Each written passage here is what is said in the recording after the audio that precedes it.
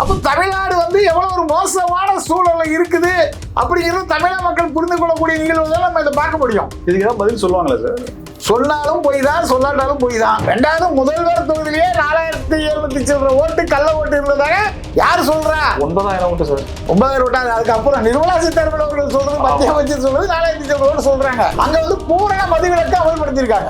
அதுதான் முக்கியமான பாயிண்ட். வெளிநாட்டு மதுபானங்களோ உள்நாட்டு மதுபானங்களோ கள்ளச்சாராயமோ விற்பதற்கு தடை. கிட்டத்தட்ட வருஷத்துக்கு 60,000 கோடி ரூபாய் நஷ்டமானாலும் பரவாயில்லடா, என்னுடைய மண்ணின் மைந்தர்கள் ஹெல்த்தியா இருக்கணும்.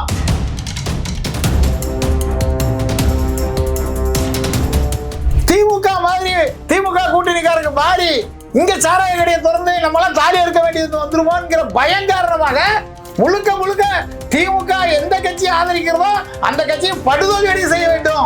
வெறும் 4.5 வருஷத்துல 4.5 லட்சம் கோடி ரூபாய் வாங்கி மக்களுக்கு எதுவுமே செய்யாம தங்களுடைய அப்பாவுடைய சிலையை அங்கங்க வைக்கிறதுக்கு உச்ச நீதிமன்றம் வரைக்கும் போய் சண்டை போட்டாங்க. காவிரி பிரச்சனைக்கு உச்ச நீதிமன்றத்துக்கு போக மாட்டாங்க.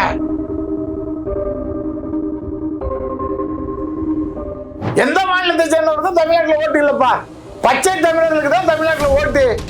தமிழ்நாட்டின் மண்ணின் மைந்தர்களுக்கு தான் வாக்குரிமை அப்படின்னு சொல்றதுக்கு ஏன் தமிழக முதல்வரால முடியல? காங்கிரஸ் கூட்டணியை தோக்கடிக்கணும் எளிமையா ஒரு விஷயத்தை செய்யணும். தமிழ்நாடு முதலமைச்சர் போய் பிரச்சாரம் பண்ண வச்சா போதும்.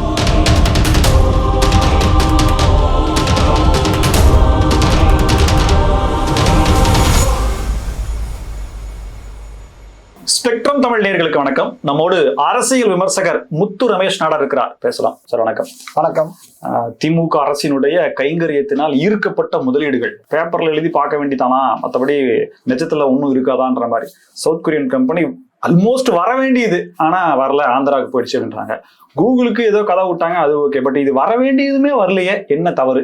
இது வந்துருச்சு, பொறுத்திருந்து பாருங்கன்னு சொல்லி நம்மளுடைய தொழில்துறை அமைச்சர் ராஜா அவர்கள் சொன்னாங்க. இப்ப இன்றைக்கு பத்திரிகை செய்திகள் வெள்ளை அறிக்கை புகழ். ஆமா, பத்திரிகை செய்திகள் என்ன சொல்லுது அப்படின்னா 1720 கோடி ரூபாய் முதலீடு பண்ண வேண்டிய நிறுவனம் ஆந்திராவுக்கு போயிடுச்சு. அதுக்கு காரணம் என்னன்னா அவங்க சிறப்பு தொழில டெவலப்மெண்ட் சொல்லி சந்திரபாபு நாயுடு அரசு விலை கம்மியா அவங்களுக்கு இடங்கள் கொடுத்ததாக சொல்றாங்க. இப்ப ஏற்கனவே புரிந்துணர்வு ஒப்புதல் போடும் போது இவர்கள் இந்த ஆட்சியாளர்கள் பேசியிருப்பாங்கல்ல, நாங்கள் உங்களுக்கு இந்த விலைக்கு தரோம், இந்த ஏரியாவில் தரோம்னு சொல்லி எல்லாம் பேசிதான் அவங்க ஒப்பந்தம் போட்டிருப்பாங்க. அதை மீறி ஒரு நிறுவனம் தமிழகத்தை விட்டு பயந்து அலறி போய் போகுதுன்னா அதுக்கு என்ன காரணம்? இன்றைக்கு சமூக வலைதளங்களை பார்த்தீங்கன்னா இதுக்கு முழுக்க முழுக்க முதல்வருடைய மருமகன் ஒரு பக்கமும் முதல்வருடைய மகன் டீம் ஒரு பக்கமும் மாற்றி மாற்றி கையூட்டு போய் கேட்டார்கள். அதனால தான் இந்த நிகழ்வு நடந்திருக்கு. கம்பெனிக்காரன் பயந்து ஓடிட்டான். ஒரு சைடில் கேட்டால் பரவாயில்ல, 3 சைடு 4 சைடுன்னு கேட்காங்க. யார்கிட்ட கொடுக்கறது, எப்படி நம்மளை ஏமாத்திடுவாங்களோ பயங்கரமாக போயிட்டாங்க அப்படிங்கிற மாதிரி முகநூல்ல கடுமையான விமர்சனங்கள் வருது. அப்போ தமிழ்நாட்டை முன்னேற்ற வேண்டும் என்பதற்காக முதல்வர் 2 தடவை வெளிநாடுகளுக்கெல்லாம் போய்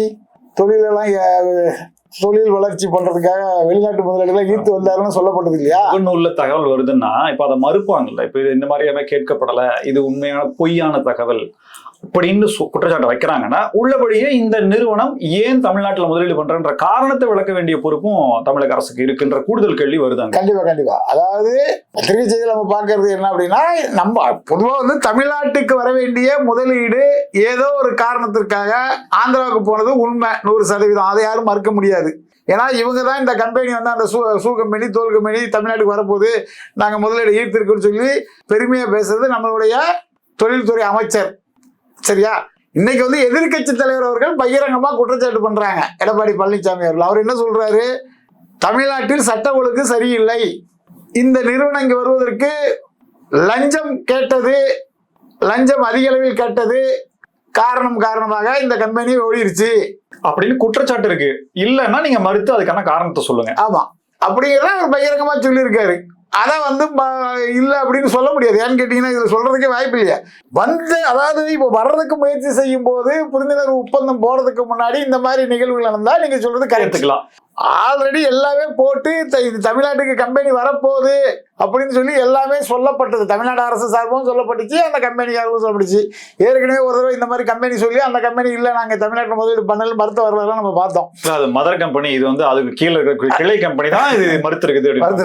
ஆமா, அப்படி இருக்கும்போது தமிழ்நாட்டுல வந்து தொழிற்சாலைகள் வந்து அதிக அளவுல வரணும் அப்படின்னு ஒரு காலத்துல வந்து நம்மளுடைய முன்னாள் முதல்வர் பெருந்தலைவர் காமராஜர் ஆட்சி காலத்துல ஒரு மிகப்பெரிய லஞ்சம் வாங்கினதா வரலாறு இருக்கு. உங்களுக்கு தெரியுமா?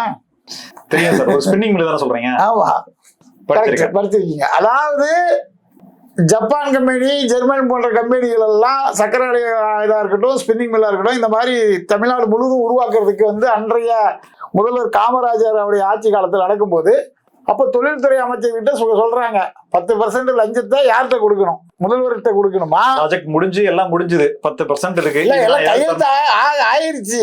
நாங்க வழக்கமா எந்த நாட்டுக்கு போனாலும் 10% கமிஷன் கொடுப்போம். கமிஷனுங்கிறது லஞ்சம் மறைமுகம், அப்படிதானே? கமிஷன் கொடுப்போம். முதல்வருக்கு கொடுக்க வேண்டுமா அல்லது தொழில்துறை மந்திரியான உங்கள்கிட்ட கொடுக்கணுமா, யாரிடம் கொடுக்க வேண்டும் சொல்லி அந்த கம்பெனி கேக்குது. இன்னைக்கு அந்த மாதிரி கேட்டால் யார் வாங்குவாங்க? ஒரு தொழில்துறை மந்திரியிடம் போய் ஒரு கம்பெனி போய் கேட்டிருந்தா யாரு வாங்குவாங்கன்ற 10% தானான்ற கேள்வி முதல்ல வைப்பாங்க. இல்ல, அது 10% கரெக்ட். அப்போ வந்து அந்த ஆட்சி காலத்துல அன்றைய அமைச்சர் வெங்கட்ராமன் அவர்கள் எவ்வளவு நேர்மையாக இருந்திருந்தால் அவர் முதல்வரிடம் போய் சொல்றாரு, ஐயா இந்த மாதிரி லஞ்சம் இந்த மாதிரி கைவிட்டு தரேன்னு சொல்லி கேட்காங்க, என்ன பண்ணணும்? அவர் போய் கேட்காரு. இன்றைய சூழல் அரசியல் இருக்கக்கூடிய அமைச்சர்கிட்ட போய் 10% இந்த மாதிரி நாங்க கம்பெனிக்கு லஞ்சம் தரணும்னு சொல்லி கேட்டா இவங்க என்ன செய்வாங்க? ஓ 10% எனக்கு முதல்ல தனியா 10% கூடியா? 10% எனக்கு அப்புறம் அதுக்கப்புறம் தான் முதல்வருக்கோ முதல்வர் குடும்பத்தை சேர்ந்தவர்களுக்கா கொடுக்கணும். முதல்வருக்கு வேற கொடுக்கணும். முதல்வர் குடும்பத்துல வேற வாரிசு இருக்காரு, மகளுடைய கணவர் இருக்காரு, மருமகன் இருக்காரு, இப்படி பல பேர் இருக்காங்க. அப்படிங்கிற நிகழ்வு வந்திருக்கும். இப்ப இது எதுக்கு ஞாபகப்படுத்துறோம்னா அன்றைய அரசியலும் இன்றைய அரசியலும் நம்ம சொல்றோம். அப்போ தலைவர் என்ன சொல்றாரு?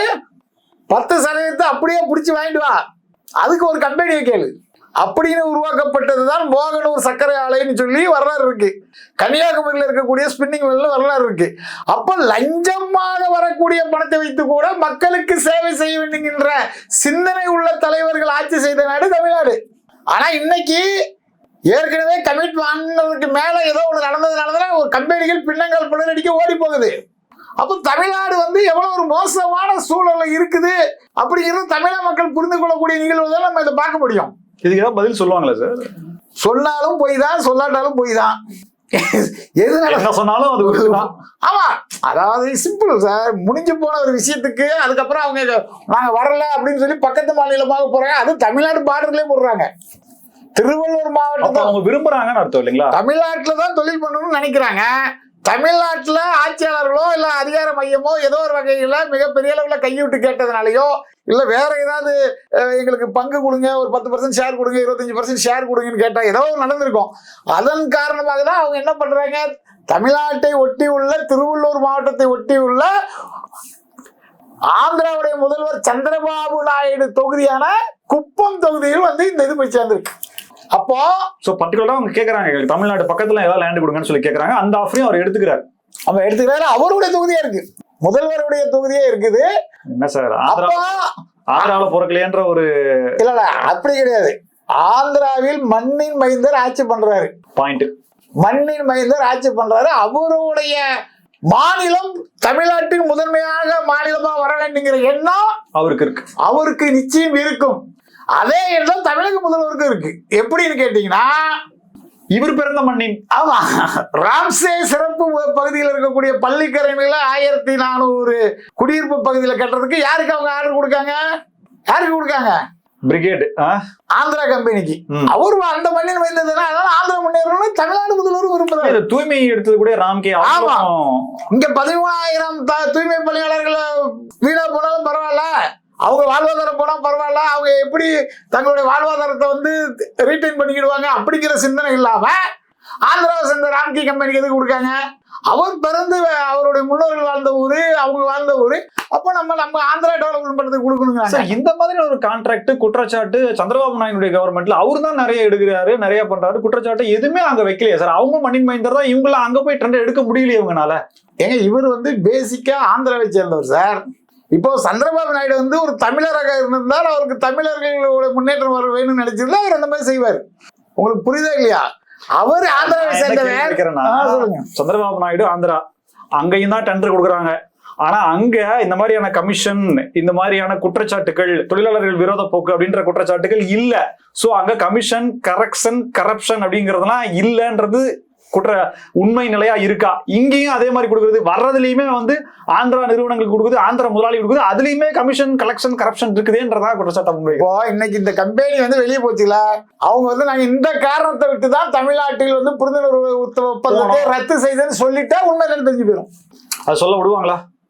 அதை அந்த கம்பெனியுடைய ஆளுமையை பொறுத்தது, உண்மை நிகழ்வு என்னன்றது சொல்றதை பொறுத்தது. இப்ப இது பாத்தீங்கன்னா இந்த மாதிரி நிகழ்வுகள் தமிழர்கள் வெட்கப்பட்டு வெக்கி தலை குனிய வேண்டிய தருணமா இது இருக்கு. இப்போ தமிழ்நாட்டுல உண்மையாலுமே எடப்பாடி பழனிசாமி போன்ற மண்ணின் மைந்தர்கள், நாம் தமிழர் சீமான் போன்ற மண்ணின் மைந்தவர்கள், ஏன் விடுதலை சிறுத்தை கட்சியினுடைய தலைவர் தொல் திருமாவளவன் போன்ற மண்ணின் மைந்தர்கள் ஆட்சி செய்தால் இந்த மாதிரி நம்ம மாநிலத்துக்கு வந்தக்கூடிய ஒரு தொழில் பக்கத்து மாநிலம் நிச்சயம் போயிருக்காது அப்படின்னு நம்மளால அடிச்சு சொல்ல முடியும். கர்நாடகாவில் அணை கட்டுறாங்க, அதுக்கான திட்ட மதிப்பீடு வரைவு வாங்கிட்டாங்கன்னு சொல்றாங்க. ஆனா இங்க உள்ளவே இல்லைன்றாங்க. அங்க பிரதமர் அலுவலகம் வரைக்கும் போயிடுச்சுன்ற குற்றச்சாட்டு வைக்குது. கேரளால உரிமை, இங்கிருந்து கனிம வளங்கள் வெட்டி வெட்டி வெட்டி வெட்டி வெட்டி புதுசா ரோடு போட்டு அது கனிம வளங்களை கொண்டு போறாங்க. சட்டசபையிலே அதை பத்தி பேசுறாங்க. நீங்க சொல்ற குற்றச்சாட்டு இந்த நடக்கிற சம்பவங்களும் பார்த்தா அப்படியே பொருந்தி போகுது. இதுல நீங்க கவனிக்க வேண்டியது என்னன்னா, மேகதாது அணை கட்டுறதுக்கு சுப்ரீம் கோர்ட்டு என்ன சொல்லியிருக்கு, மேப் தயாரிங்கன்னு சொல்லிட்டு. இது எல்லாருக்கும் தெரிஞ்ச தகவல் தான். இவங்க சுப்ரீம் கோர்ட் சொன்னதே இல்லைன்னு மறுக்கிறாங்க. அப்படின்னா இவங்களுடைய நோக்கம் என்ன? இன்றைய சூழல் அரசியல் சூழல்ல திமுக தமிழ்நாட்டில் படுதோல்வி அடையும், திமுகவுடைய கூட்டணியில் இருக்கக்கூடிய காங்கிரஸ் போன்ற கட்சிகள் வெளியே போறதுக்கான வாய்ப்புகள் இருக்குது, விஜயுடைய தலைமை ஏற்றுக்கிட்டு காங்கிரசும் விடுதலை சிறுத்தை போன்ற கட்சிகளும் கம்யூனிஸ்ட் போன்ற கட்சிகளும் வெளியே போறதுக்கான ஒரு டிமாண்ட் நடந்துகிட்டு இருக்கு அப்படின்னு சொல்லும் போது, இவங்க போய் காங்கிரஸ் ஆளுகின்ற கர்நாடக மாநிலத்தில் போய் இந்தியா முழுவதும் காங்கிரஸ் கிட்டத்தட்ட 90% காணாமல் போயிருச்சு. அது பீகார் தேர்தல் நம்ம பாக்குறோம். அப்போ கர்நாடகாவில் இருக்க ஆட்சியை கூட இவங்க காலி பண்ணிடுவாங்களோ இந்த திமுகவினர், திருப்பி கேட்டால் பிரச்சனை வரும் அப்படிங்கிற அடிப்படையில அந்த காரணமாக இவர் வாயை திறக்க மாட்டேங்கிறார் தமிழக முதல்வர். அவர் தமிழக முதல்வராக இருந்தால் வாயை திறந்திருப்பார். அவர் திமுகவுடைய தலைவர், காங்கிரஸ் கூட கூட்டணி வைக்கக்கூடிய நிர்பந்தத்தில் இருக்காரு. காங்கிரஸ் இவர் ஏதாவது தமிழக முதலமைச்சரா ஆக்ஷன் எடுத்தா கர்நாடகாவில் இருக்கக்கூடிய காங்கிரஸுக்கு பிரச்சனை வந்துருங்கிறதுனால இவர் அமைதியா இருக்காரு. ஆமா, அப்படின்னா கூட்டணி போயிடும். கூட்டணி போயிட்டு தமிழ்நாட்டில் நம்ம ஆட்சிக்கு வர முடியாது. ஆட்சிக்கு வரணுங்கிறதுக்காக கூட்டணியை காப்பாற்றணும். காங்கிரஸ் இருக்கிற ஓட்டு வங்கிக்கு காங்கிரஸ் நம்பிதான் திமுக இருக்கா? எவ்வளவு வலிமையோட ஸ்ட்ராங்கா திமுக இருக்குது. இங்க இருந்து போறவங்க எல்லாம் அங்கதான் சார் போறாங்க. திமுக போய் இன்று ஐக்கியம், இவருக்கு பொறுப்பு வழங்கப்பட்டது அவ்வளவு ஸ்ட்ராங்கா இருக்கு. அவங்க கட்சியில பொறுப்புல ஏற்கனவே இருக்கிற பொறுப்புல ஆள் இல்லைன்னு அர்த்தம். அவங்களே சொல்லிட்டாங்க, திறமையானவர்கள் அதிமுக இருந்து வருகிறார்கள் சொல்லி அவங்களே சொல்லிட்டாங்க. அதாவது சார், இப்ப இதுல நீங்க கவனிக்க வேண்டியது என்னன்னு கேட்டீங்கன்னா, நீங்க கேட்டீங்க காங்கிரஸ் உடைய ஆதரவு இல்லைன்னா இவங்களால ஆட்சி அமைக்க முடியாதா, பல வாய்ந்த கட்சின்னு சொல்லி. 2014 தமிழக அரசியல்ல ஒரு முக்கியமான ஒரு தேர்தல் நடந்தது, பாராளுமன்ற தேர்தல். அந்த தேர்தலில் தான் அதிமுக தனித்து போட்டினா நாங்க மட்டும்தான் போட்டி போடுவோம், எங்களை ஆதரிக்கிற கட்சிகளை ஆதரிங்க, உங்களுக்கு யாருக்குமே சீட்டு கிடையாது அப்படிங்கிற ஓப்பன் சேஞ்சிங் போட்டு மோடியா லேடியான்னு கேட்டு ஒரு தேர்தல். காங்கிரஸ் தனியா நிற்கக்கூடிய ஒரு சூழல், திமுக தனியா நிற்குது, பாஜக கூட்டணி தனியா நிற்குது. இது தேர்தல் ஆணைய புள்ளி விவரத்தில் நம்ம பார்த்துக்கலாம். தமிழ்நாட்டிலேயே காங்கிரஸ் கட்சி டெபாசிட் வாங்கின தொகுதி இங்கிருந்து பார்த்தீங்கன்னா கன்னியாகுமரி. அந்த தொகுதியில் திமுகவுடைய வாக்கு வங்கி என்ன? பயங்கரமான புள்ளி விவரமா இருக்கு சார். முதல் இடத்துல பாஜக பொன்ராதாசன் அவர்கள் வெற்றி, 2வது இடம் வசந்தகுமார் அவர்கள் டெபாசிட் வாங்குறாங்க, தோல்வி. 3வது இடத்துல அதிமுக, 4வது இடத்துல காங்கிரஸ் 2வது சொல்லியாச்சு. 4வது இடத்துல டெபாசிட் இழந்து படுதோல்வியை சந்திச்ச கட்சி திமுக. இது வரலாறு. இந்த வரலாறு யாராலையும் மறுக்க முடியாது, நம்ம பார்த்துக்கலாம். அப்போ காங்கிரஸ் கூட்டணி இல்லை அப்படின்னா திமுக உடைய நிலைமை என்ன? இதை நான் சொல்றது ஒரு உதாரணத்துக்கு சொல்றேன். பல மாவட்டங்கள்ல டெபாசிட் இழந்து போகும். இப்ப நீங்க சொல்ற இந்த காங்கிரஸ் கூட்டணி இல்லை என்றால் திமுக தமிழ்நாட்டுல பல தொகுதிகளில் டெபாசிட் இழந்து போகும். ஒண்ணு, திமுக அரசியல் வரலாறுல கூட்டணி இல்லாம இதுவரைக்கும் ஆட்சி பிடிச்ச வரலாறே கிடையாது.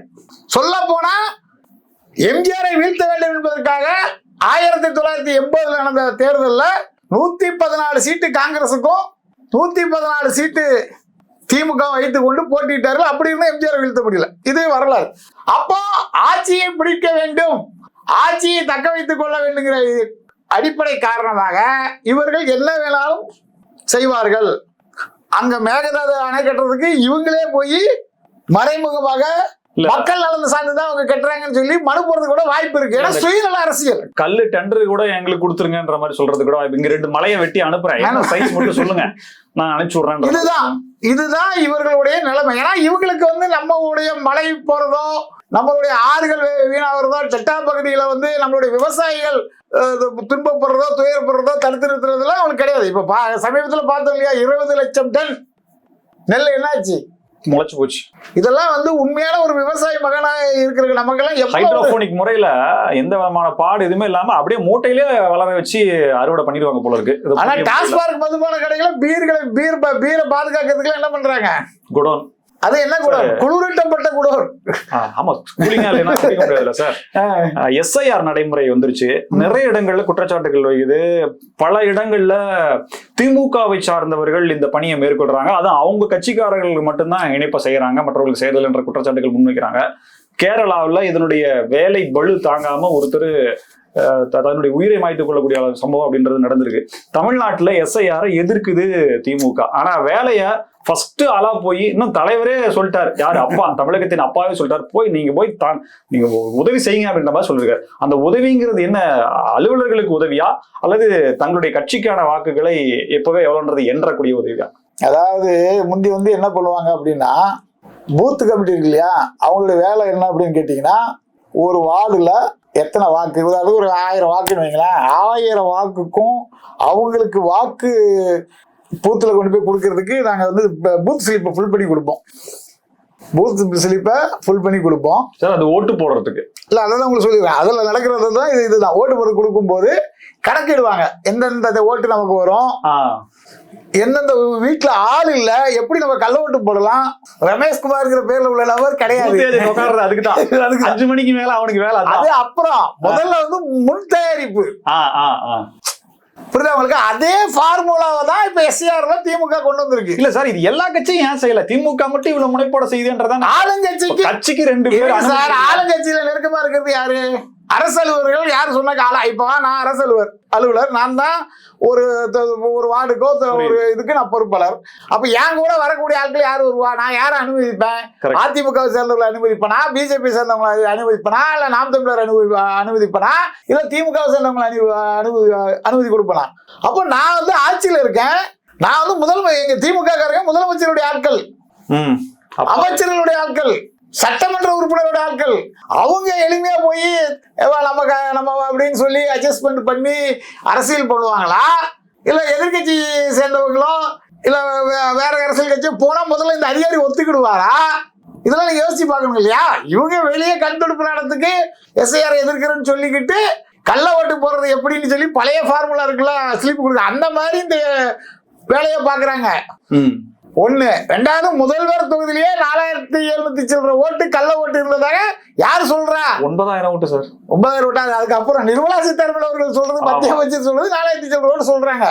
அப்ப முதல்வர் தொகுதியிலேயே 9000 ஓட்டு கள்ள ஓட்டு இருக்குதுன்னு சொன்னால் அப்ப மத்த தொகுதியெல்லாம் எப்படி இருக்குன்றதை யோசிச்சு பாத்துக்கணும். டி நகர் சத்யா ரொம்ப அக்ரெசிவா இருக்காரு. அவர் தோத்தது வந்து 1000 ஓட்டு கூட இல்ல, 500 ஓட்டு கூட, 400 ஓட்டு, 200 ஓட்டு கூட இல்ல, 120 ஓட்டுல. அப்ப வந்து கள்ள ஓட்டுகள் போடுறது வந்து திமுகவுக்கு வழக்கமான ஒன்று அப்படிங்கிறது எல்லாருக்குமே தெரியும். அவங்க வந்து தெளிவான அரசியல் முன்னெடுப்பு, இங்க இருக்கிற மாதிரி எதிர்க்கணும், இதுல எந்தெந்த வாய்ப்பு வருதோ அதை பயன்படுத்தணும். இல்ல இதுல என்ன நடக்குது சார்? இப்போ திமுகவை சார்ந்த ஆட்களுக்கு அவங்க உதவி செஞ்சு அவங்கள வாக்காளர் பட்டியல சேர்க்கிறாங்க அப்படின்னா, இது திமுகவுக்கு சாதகமான முடிவு தர்றதுக்கான வாய்ப்புகள் இதுல என்ன இருக்கு, என்ன சூட்சமா ஒளிஞ்சிருக்கு இதுல? இல்ல, இதுல முழுக்க மத்திய அரசு ஊழியர்கள் இதுல வந்து ஈடுபடுத்தப்படல, முழுக்க தமிழக அரசு ஊழியர்கள் தான் ஈடுபடுத்தப்படுறாங்க, வருவாய்த்துறையை சார்ந்தவர்கள். ஆமா, அப்படி இருக்கும்போது அதை சார்ந்தவர்கள் அவங்களுக்கு தேவையான விஷயங்கள் அதை தான் பண்ணுவாங்க. அதுல வந்து எதிர்கட்சிகள் விழிப்புணர்வா இருக்கணும், இந்த மாதிரி கட்சிக்காரங்களை யாரையும் பக்கத்துல சேர்க்க கூடாதுன்னு சொல்லணும். இதை செஞ்சா மட்டும்தான் இதை வந்து சரி பண்ண முடியும். இப்ப அவங்களுக்கு வேண்டப்பட்டவர்களை சேர்த்து விடுகிறார்கள். இப்போ பீகார் மாநிலத்தில் உள்ளவங்கள இங்க வாக்காளர் ஆக்கக்கூடாதுங்கிறது நம்மளுடைய கருத்து, அப்படிதானே? ஏன்னா அங்கேயும் வாக்கு வச்சிருக்கான், இங்கேயும் வாக்கு வச்சிருக்கான். அப்ப ஆந்திராக்காரங்க, தெலுங்குக்காரங்க, கர்நாடகாக்காரங்க, கேரளாக்காரங்க இவனுக்கெல்லாம் பொருந்தாதா? அப்போ இந்த ஓட்டு எல்லாம் திமுக உள்ள ஓட்டு, அதனால இதை ஏத்துக்கிடலாம். ஏன்னா புறமொழியாளர் தான் இங்க ஆட்சியில் இருக்காங்க. நமது மாவட்டத்தை மாநிலத்தை சேர்ந்தவர் ஜெயிக்கிறதுக்கு இந்த மாதிரி தெலுங்கானா, ஆந்திரா, கர்நாடகா, கேரளா ஓட்டெல்லாம் சேர்க்கலாம். அங்கிருந்து வர்றவங்களுக்கு வந்து 2 சின்னம் தான் தெரியும். ஒண்ணு வந்து தாமரை, இன்னொன்னு வந்து கை. அப்போ அவங்க ஓட்டு போட்டால் அது அதிமுக கூட்டணிக்கு பலமாகிவிடும். அவங்க ஓட்டு போட்டா காங்கிரஸ் எங்கால எவ்வளவு பேர் இருக்காங்கடா அப்படின்னு மிரட்டி என்ன அதிக சீட்டு கேட்கறதுக்கு வாய்ப்பு இருக்கு, துணை முதல்வர் போன்ற பதவிகள் கேட்கறதுக்கு வாய்ப்பு இருக்கு. அப்படிங்கிற அடிப்படையில் இது எதிர்க்கிறாங்க. எதிர்க்கிற ஆட்கள் எந்த மாநிலத்தை சேர்ந்தவருக்கும் தமிழ்நாட்டில் ஓட்டு இல்லப்பா, பச்சை தமிழர்களுக்கு தான் தமிழ்நாட்டில் ஓட்டு, தமிழ்நாட்டின் மண்ணின் மைந்தர்களுக்கு தான் வாக்குரிமை அப்படின்னு சொல்றதுக்கு ஏன் தமிழக முதல்வரால முடியல? அப்படி சொன்னால் அவரே தோத்து போவார் அப்படிங்கிற பயங்கரமாக இந்த மாதிரி எல்லாம் செஞ்சுட்டு இருக்காங்க. இறுதியா என்னன்னா, நடந்து முடிந்த பீகார் எலெக்ஷன் ரிசல்ட் அறுதி பெரும்பான்மைக்கு மேல அடி பிச்சுக்கிட்டு ஃபர்ஸ்ட்ல இருந்தே என்டிஏ கூட்டணி. முதலமைச்சர் போய் அங்க இதெல்லாம் பண்ணியிருந்தாரு. இறந்து போன ராஜீவ் காந்திக்கெல்லாம் ஒரு வாக்கு ஆதரவா, ராகுல் காந்திக்கு பதிலாக ராஜீவ் காந்தின்னு சொல்லிட்டாரு, அதனால தான் குறிப்பிடுறேன் நானு. சொல்லியிருந்தாரு வெற்றி விழா, வெற்றி கொண்டாட்டத்துல, வெற்றி அந்த பதவியேற்பு இதுல நான் வந்து கலந்துக்குவேன்னு சொன்னாரு. ஆனா இப்போ வந்திருக்கக்கூடிய ரிசல்ட்டும் சரி, அங்கிருந்து வரக்கூடிய தகவல்கள், திமுக குறிப்பா நம்ம முதலமைச்சருக்கு எதிரான கருத்துக்கள் அங்கிருந்து சில வீடியோக்கள்லாம் வந்துட்டு இருக்கு. இப்போ இவர் போய் பிரச்சாரம் பண்ணினதுனால அங்க தோல்வியா, அல்லது ஏன்னா தேஜஸ்வி யாதவ் போட்டியிட்ட தொகுதிகள்ல அறுதி அவருக்கு ஓரளவுக்கு கணிசமான வேலை ஜெயிச்சிருக்காரு. காங்கிரஸ் அப்படியே அப்ரப்டா அங்க காலி ஆயிருக்கு. சோ தனியா நின்றுதான் கூட ஜெயிச்சிருப்பாருன்ற மாதிரியான பேச்சுக்கள்லாம் இப்ப வருது. இப்ப திமுகவுடைய தலைவர் பிரச்சாரம் பீகார்ல என்ன ரிசல்ட்? அதாவது திமுகவுடைய திராவிட மாடலுடைய முதலமைச்சர், நம்மளுடைய முதலமைச்சர் ஸ்டாலின் அவர்கள் அங்க போய் பிரச்சாரம் பண்ணது வந்து மிகப்பெரிய பின்னடைவை காங்கிரஸ் கூட்டணிக்கு கொடுத்துருக்குங்கிறது தேர்தல் மூலம் நம்ம தெரிஞ்சுக்கலாம். இதுக்கு முக்கியமா காரணமா நம்ம பார்க்கறது என்னன்னா 3 விஷயம். ஒண்ணு, பீகார்ல அவங்களுடைய வெற்றிக்கு முக்கியமான காரணமாக இருந்தது சாதி வாரியான கணக்கெடுப்பு எடுத்து எந்தெந்த சாதி மக்கள் எவ்வளவு பேருக்குங்கிறது புள்ளி விவரத்தை எடுத்து அதுக்கு தகுந்த மாதிரி சட்டமன்ற தேர்தலில் போட்டியிடுறதுக்கு பெரும்பான்மையாக இருக்கக்கூடியவர்களுக்கு வாய்ப்பு வழங்கப்பட்டுச்சு. இது வந்து ரொம்ப முக்கியமான விஷயம். அப்போ நம்ம வந்து 10 பேர் இருக்கோம், 10% இருக்கும், நமக்கு வந்து 10% இடஒதுக்கீடு அடிப்படையில் நமக்கு வந்து போட்டியிட வாய்ப்பு கொடுத்துருக்காங்க. அப்படிங்கிற அடிப்படையில் பாஜக கூட்டணி வந்து மிகப்பெரிய வெற்றி பெறதுக்கு சாதி ரீதியான சமூக நீதியை நிலைநிறுத்தியது யாரு? பீகாருடைய முதலமைச்சர் இதை செஞ்சிருக்காங்க. இங்க இருந்து போனா நம்ம முதலமைச்சர் என்ன பண்ணாரு? எங்க மாநிலத்துக்கு கணக்கெடுக்கிறதுக்கு அதிகாரமே இல்லை, சாதி ரீதியான கணக்கெடுக்கிறதுக்கு அதிகாரம் இல்லை. கேரளாவுக்கு அதிகாரம் இருக்குது, கர்நாடகாவுக்கு இருக்குது, ஆந்திராவுக்கு இருக்குது, தெலுங்கானாவில் இருக்கு, பீகார்ல இருக்கு. அதான் இவங்க சொல்லுவாங்க, நாங்களாம் படித்தவர்கள், கல்வி சிறந்த தமிழ்நாடுன்னு சொல்லிக்கிட்டு பெருமை பேசுவோம். பீகார் மக்களை வந்து கிண்டல் பண்றது, அவங்கள படிக்காதவனே. இல்ல இப்ப இந்த பிரச்சாரத்துல அதுதான் எதிர்வச்சு, ஏன்னா சனாதன எதிர்ப்புன்றதும் பார்க்கப்பட்டது. 2வது பீகார் மக்களை இவங்க எப்படி வர்ணிச்சாங்க, எதுக்காக வேலைக்கு தமிழ்நாட்டுக்கு வர்றாங்கன்னு பேசுனதெல்லாம் அங்க போச்சு. அதாவது சனாதன எதிர்ப்புன்னு சொல்லிக்கிட்டு பொண்டாட்டி பிள்ளைகளெல்லாம் கோயில்ல போய் சாமி கும்பிட வைக்கிறது ஒரு ஏமாற்று வேலைங்கிறது பீகார் மக்களுக்கு எளிமையா புரியுது. அப்போ இவங்க செய்யறது எல்லாமே ஏமாற்று வேலை தான் இருக்குன்றது அவங்களுக்கு தெரியுது. இப்போ அந்த மண்ணின் மைந்தர் வந்து முதல்வர் வேட்பாளர், இவரை மாதிரி ஆட்கள் அங்க போய் நம்ம தமிழக முதல்வர் ஆட்கள் பேசும்போது அப்ப இவங்க வந்து சாதி ரீதியா கணக்கெடுக்கிறதுக்கே முடியாத ஒரு அரசு மறுபடியும் நம்ம மாநிலத்தில் அப்படி ஆயிருமான்றது ஒண்ணு. 2வது வந்து அங்க வந்து பூரண மதுவிலக்கு அமல்படுத்தியிருக்காங்க. அதுதான் முக்கியமான பாயிண்ட். பூரண மதுவிலக்கு அமல்படுத்தி வெளிநாட்டு மதுபானங்களோ உள்நாட்டு மதுபானங்களோ கள்ளச்சாராயமோ விற்பதற்கு தடை. கிட்டத்தட்ட வருஷத்துக்கு 60,000 கோடி ரூபாய் நஷ்டமானாலும் பரவாயில்லடா, என்னுடைய மண்ணின் மைந்தர்கள் ஹெல்த்தியா இருக்கணும், அவங்களுக்கு வந்து நோய் வரக்கூடாது, இந்த குடினால சட்ட ஒழுங்கு பிரச்சனை வந்துடக்கூடாது, இளம் விதவைகள் உருவாயிடக்கூடாது.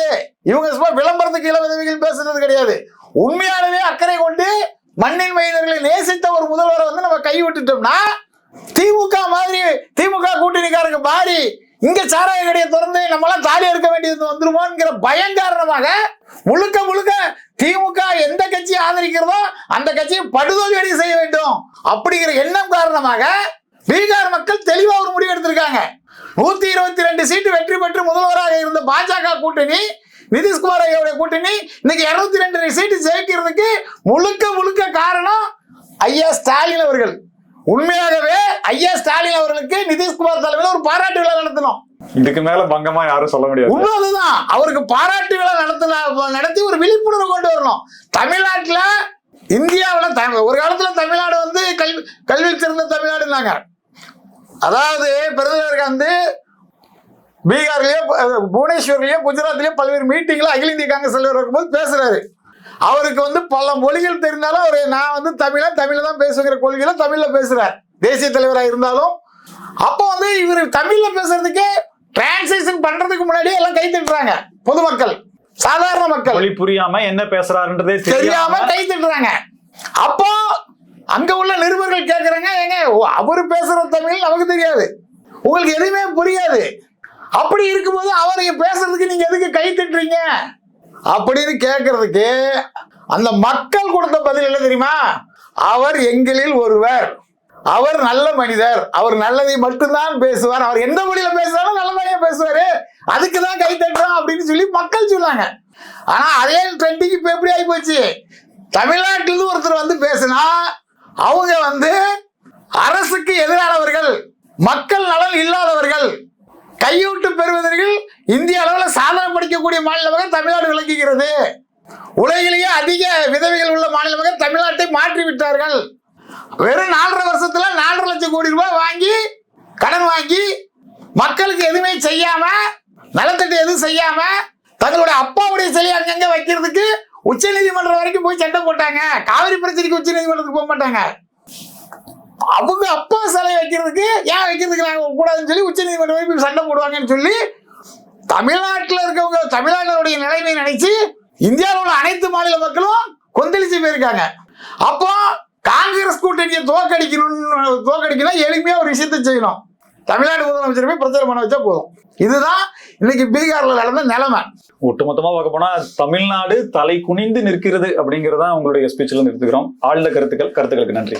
நேர்களை மீண்டும் சந்திப்போம். இணைந்திருங்கள் ஸ்பெக்ட்ரம் தமிழோட. நன்றி நேர்களே.